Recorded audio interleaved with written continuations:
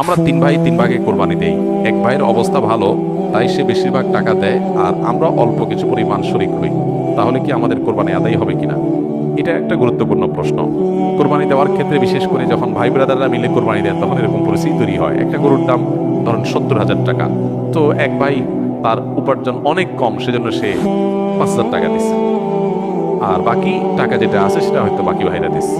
কোরবানি হবে কিনা? উত্তর হলো কারোর কোরবানি হবে না। কোরবানিতে যে কোনো একটা পূর্ণ অংশ নিতে হবে, 7 ভাগের একটা পরিপূর্ণ অংশ, 7 ভাগের 1 ভাগ, 7 ভাগের 2 ভাগ, 3 ভাগ, 4 ভাগ, সর্বনিম্ন 1 ভাগ নিতে হবে। ভগ্নাংশ নেওয়া যাবে না, অর্থাৎ 1 ভাগেরও অর্ধেক নেওয়া যাবে না। 2 ভাই মিলে 1 ভাগ নিয়েছে, হবে না, তখন সেটা গোস্ত খাওয়া হবে।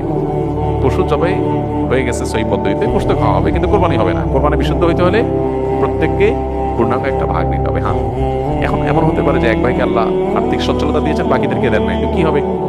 তখন সচ্ছল যিনি, তিনি তার পক্ষ থেকে কোরবানি দিয়ে বাকি সবাইকে, সবার পক্ষ থেকে দিবেন যে ঠিক আছে, তোমার পক্ষ থেকে একটা শেয়ার, তোমার তুমি টাকা দিলা না, আমি তোমারটা দিয়ে দিলাম, এটা হতে পারে।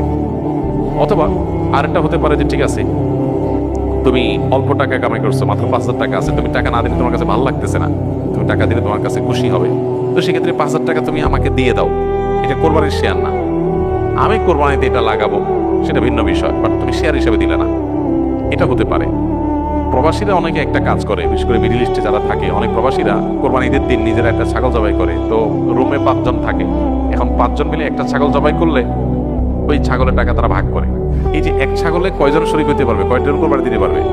একজন। ভগ্নাংশ দেওয়া যাবে না।